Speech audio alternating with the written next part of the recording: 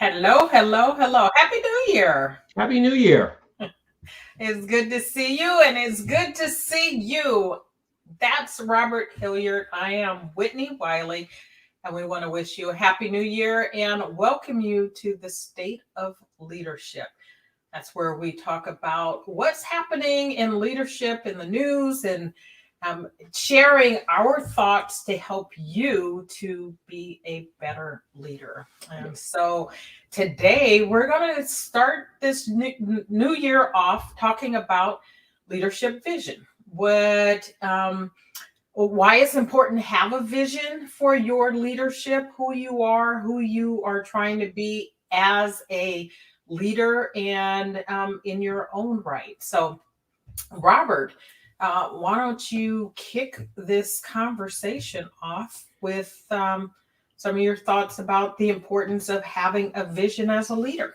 Well, I think it's appropriate that we're talking about this because it's the new year and people usually have New Year's resolutions, right?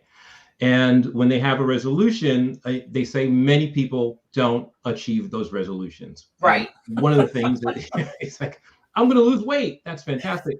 But I think one of the reasons why, and this goes into leadership vision, is that it's too vague.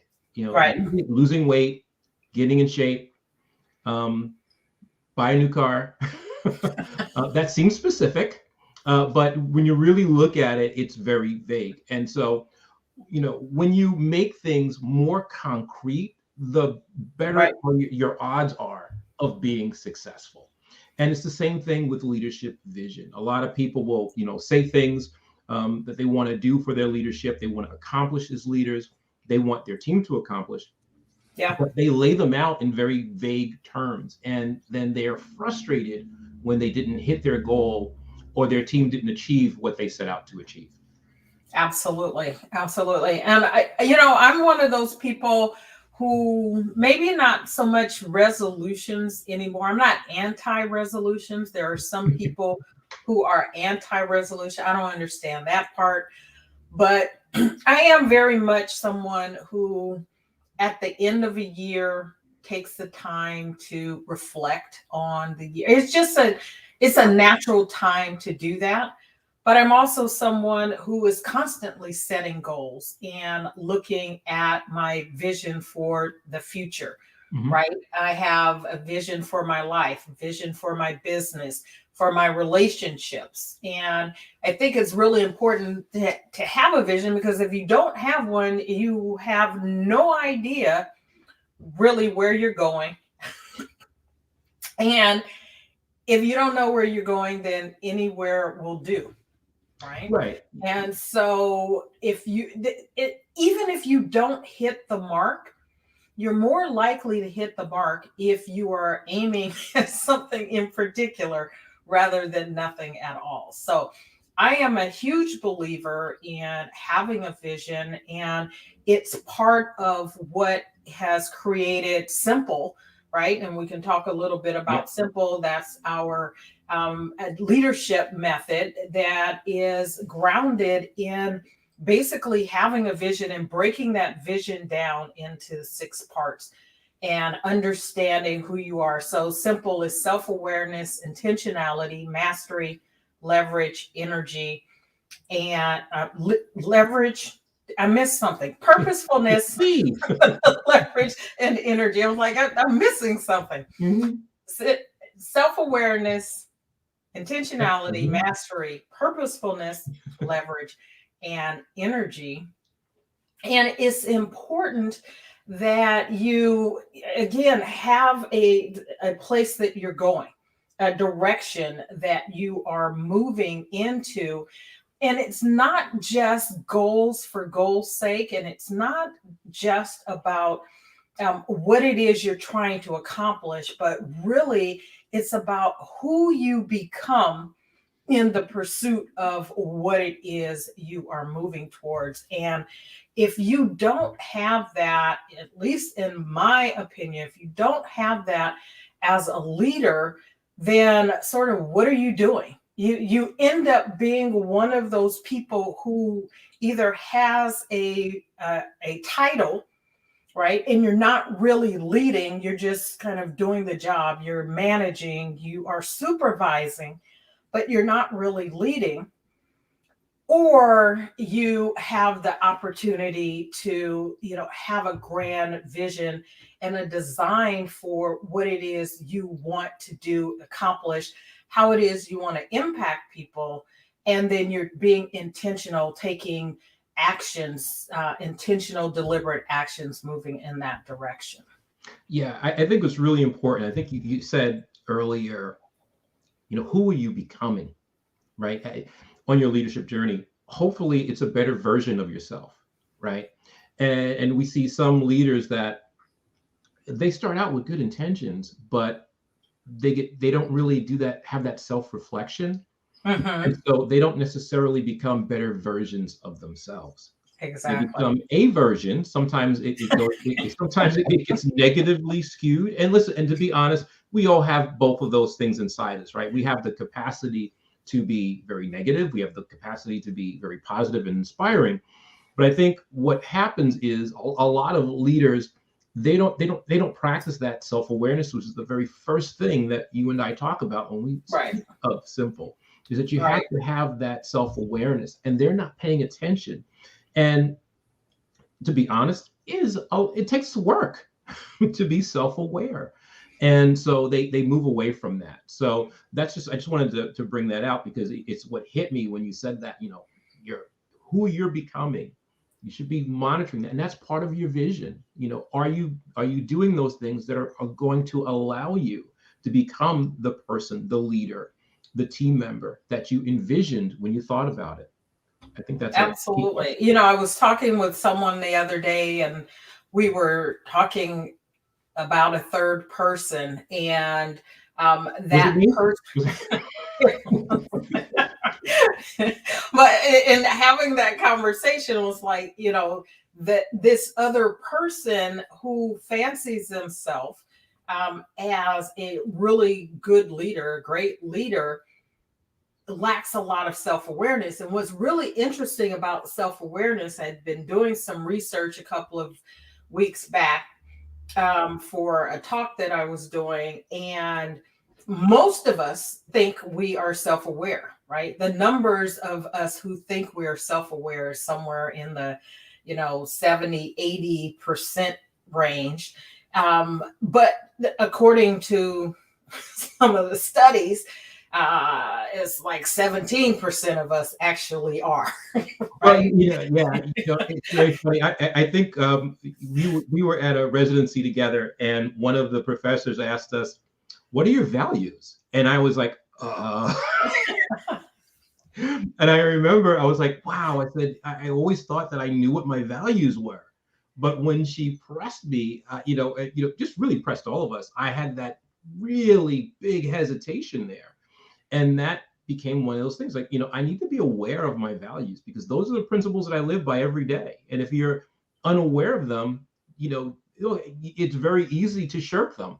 Exactly. Yeah. And I'm going to give here's a quick exercise that you can do to figure out what your values and the things that you think are really important. So your values are sort of those guiding principles in your life, and your priorities are those things that you profess to be important to you. And a way to figure out what your values and your priorities are is to look at your calendar and like really do a detailed analysis about what's on your calendar and what you show up for, the things you show up for on time, the things that you end up canceling, those things that you struggle to get to on time, and then your checkbook or your credit card statement, your bank statement, right? Where you're spending your time and where you're spending your money tells you a lot about what your values and your priorities are. And if those are not in alignment with what you think your vision is or where you're moving in your life, then you can get some self-awareness around that and make some changes. It's hard to make changes and move in a different direction if you don't know where you are. right? So Absolutely. the two things that you need to know in order to make change and move towards your goals are where you are and where you want to go. And then you can figure out what that gap is in between. And that's what we're talking about. What do you see for yourself in the future? How do you see yourself interacting with your team members? How do you see yourself helping them to identify their vision, to live and grow in their purpose, in their roles at work or in their lives, what have you, right? And everything doesn't, leadership is not always just about work, because we're all leaders in some capacity in various areas of our lives. People are always watching. We are setting examples, whether those are great examples or not. And so, how do you want to be so that as you are navigating life, navigating work, the example that you're setting is the one that you actually want to set? It makes a lot of sense. And, when you're talking about really envisioning, the who and the what and all that stuff, you need to be really explicit. And I started talking about that, and we started talking about values, but you really need to be explicit. How will you know when you arrive there? What are you going to see? What are you going to hear?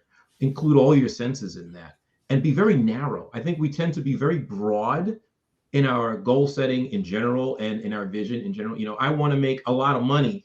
That's great. What's a lot of money?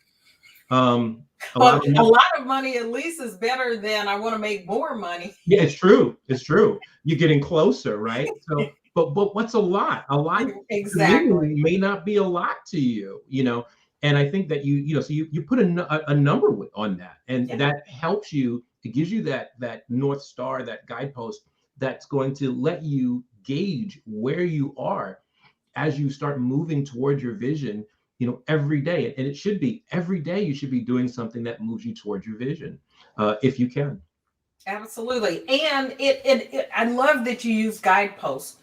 And I think guidelines, guardrails, or guideposts and guardrails, right? And the vision is what is sort of, it helps us to lay the path, and then it keeps us as we are sort of moving with life, right? Keeps us from going off the rails, off the road, and allows us to sort of keep moving forward as much as we can, because there's sometimes when you need to stop, you need to come to a yield sign, a stop sign. There's an obstacle. You have to make a decision. Sure. To take a detour, and then when you're done, you come back. And I think about that with like Waze, right? I would not take a trip. And before Waze, you pulled out the Thomas guide, right? You wouldn't take a trip to somewhere you've never been, without some directions. But the directions don't help you if you don't know where you're going. Right. Yeah. So you make stop in the wrong direction, or Exactly. Like if I wanted to come visit you in New York, if I came in a car, I would probably have not just my navigation system on my phone, because I may end up some places without signals, right? So I would probably have a physical map with me as well.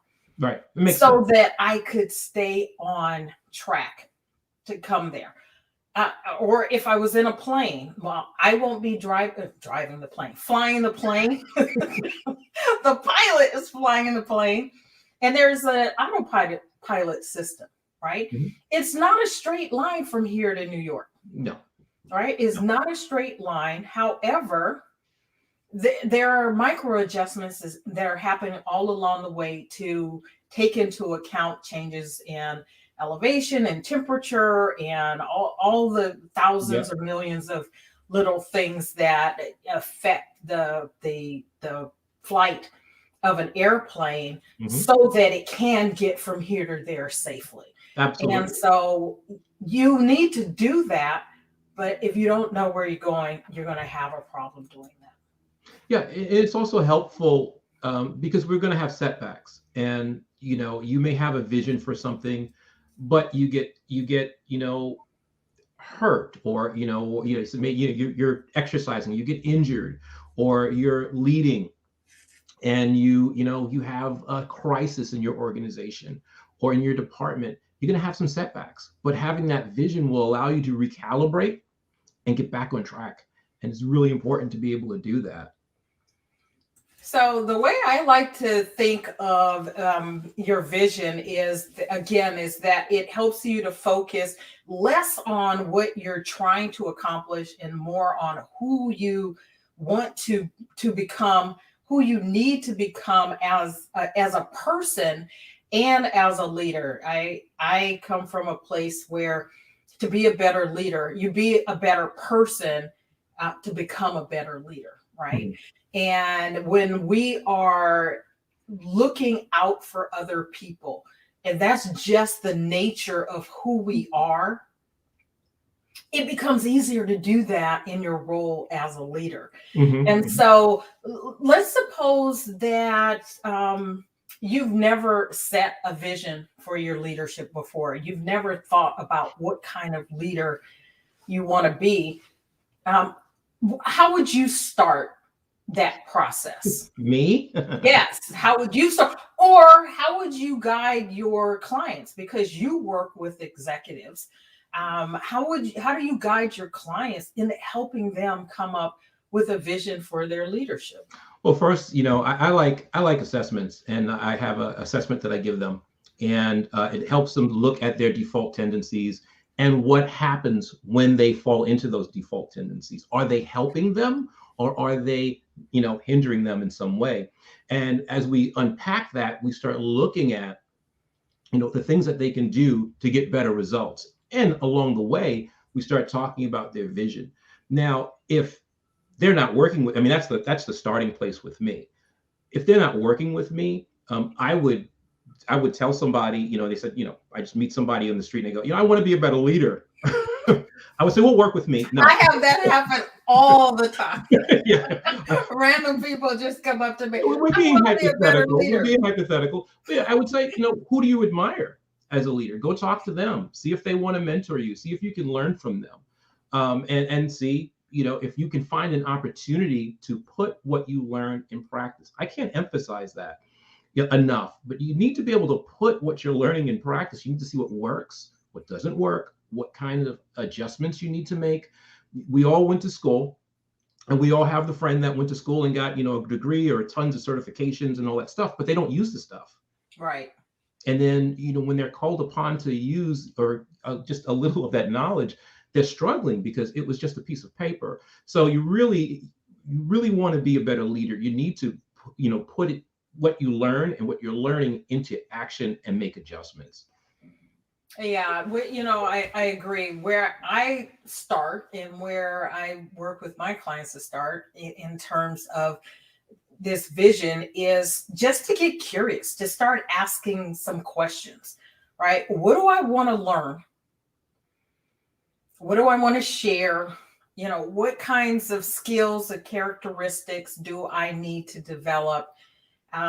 We talked about empathetic leadership a few weeks back. Mm-hmm. Do I need to be more empathetic? Do I need to build more trust, better relationships with the people that I'm leading?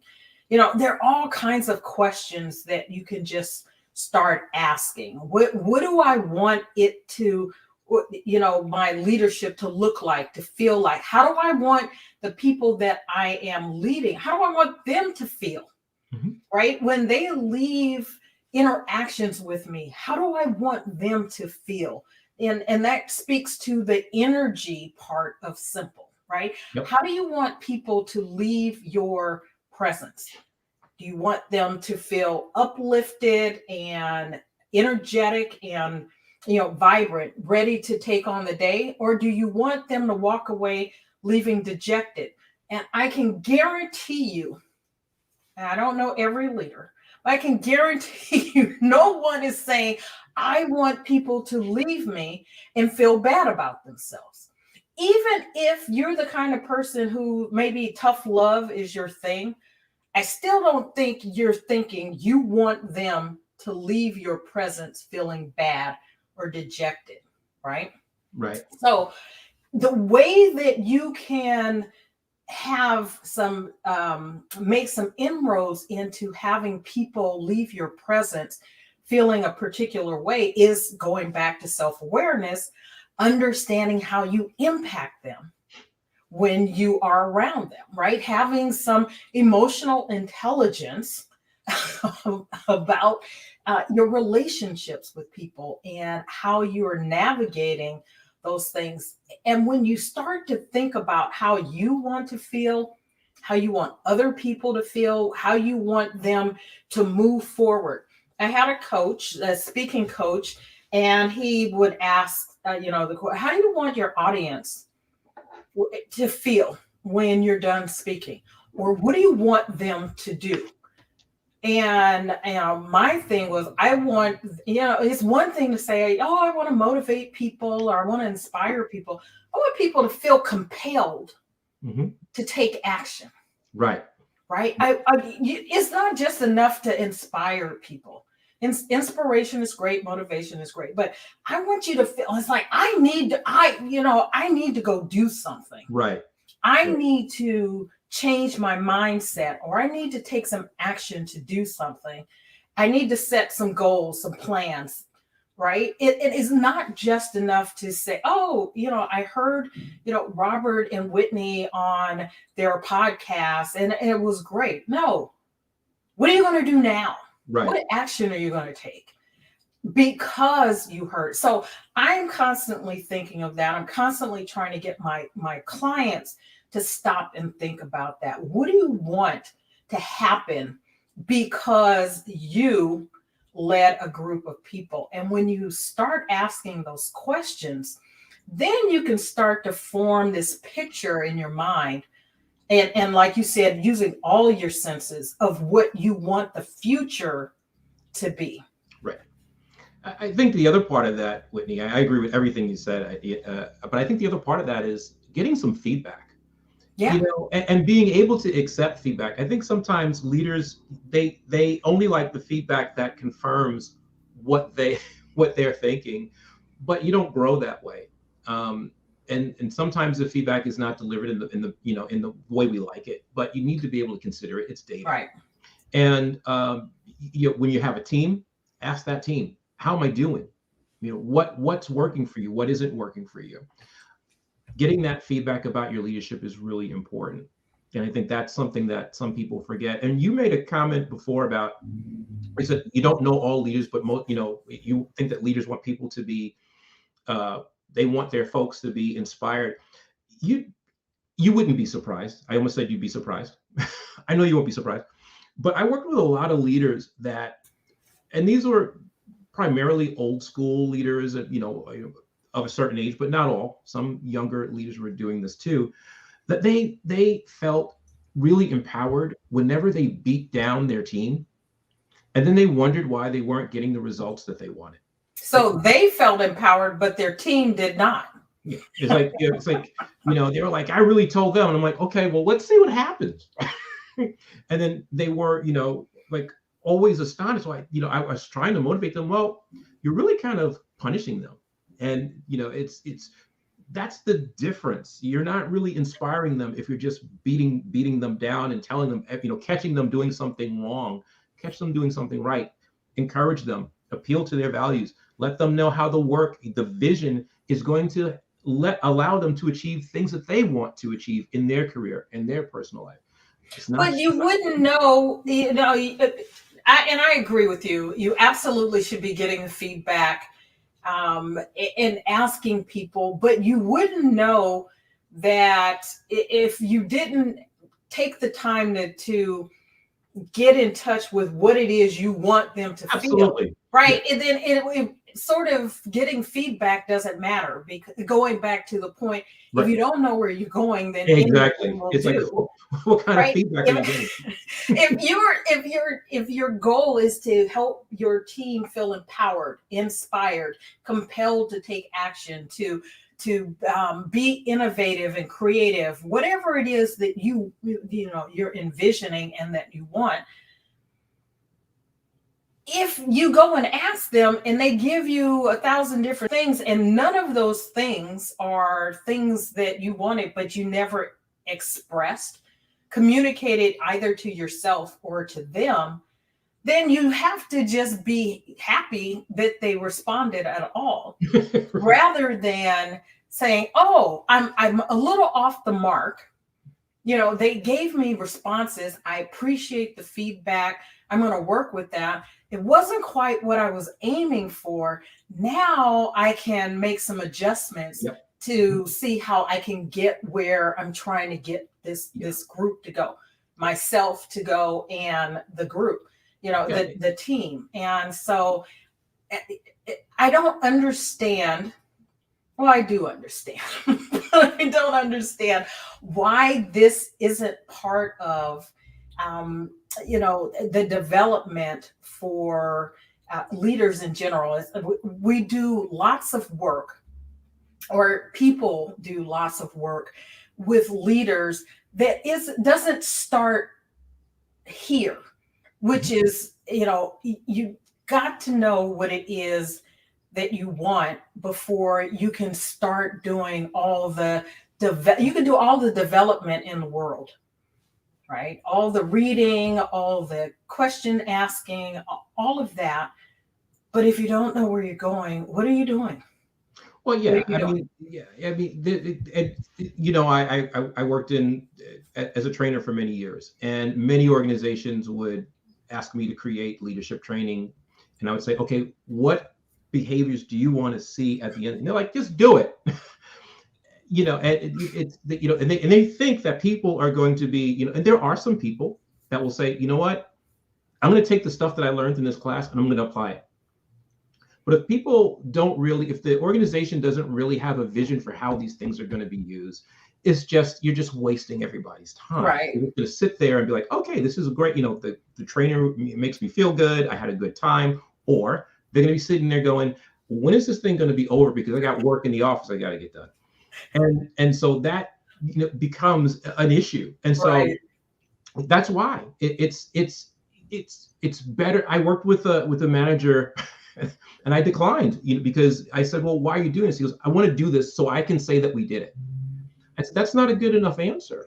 Right. And so that's why I think a lot of leadership training is just about a bunch of techniques and stuff like that, because those techniques work, but if you don't have a compelling reason to use them, it's a waste of time. You're not going to beyond sort of that initial, once I've left the training, it's like, okay, I'm supposed to do this, I'll do this.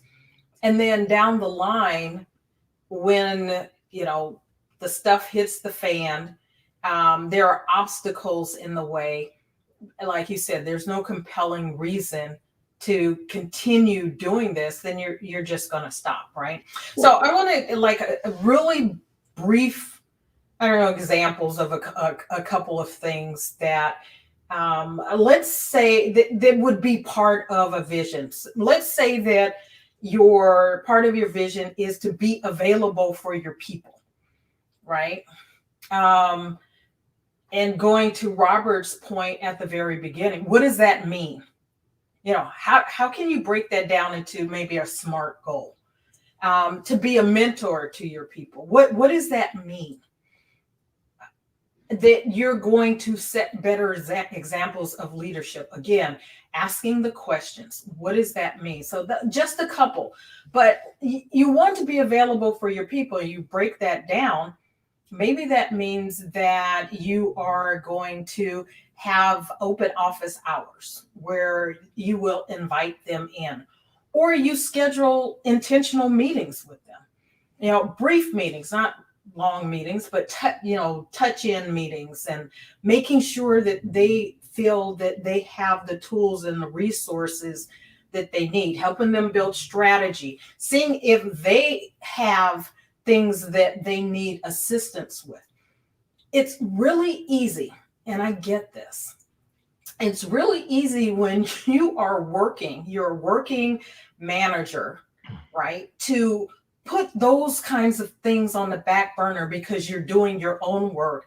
Sure. And what ends up being the interaction with your people really are those instances when things are not going well, rather than empowering them, building them up, helping them to stay on track with things that are going well, and making sure that they are moving forward, not just doing the job, but in their development as well. And so, if you have a vision of being that kind of leader, that takes time.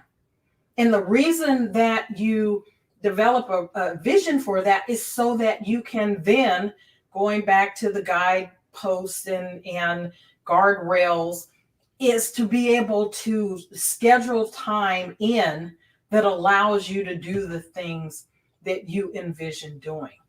And it becomes really difficult to do sort of the extra. Yeah. Right? When your focus becomes just getting the work done. Right. And you know, when you said be available, so many things went running through my head. Being available can also mean you're being attentive. Yes. And you know, and just because you have scheduled time to meet with your people, and you're like, oh, wait a minute, I got to take this call, and you know, that's not being available. No, it's not. But you would be surprised how many people think that, well, I had a one-on-one with them. They know that I have an open door policy, but when they're in the office with that person, or when they're, you know, Zooming with that person nowadays, they know there's other things going on. Right. Not being they're not, and exactly. So what does that mean, right? Breaking that down.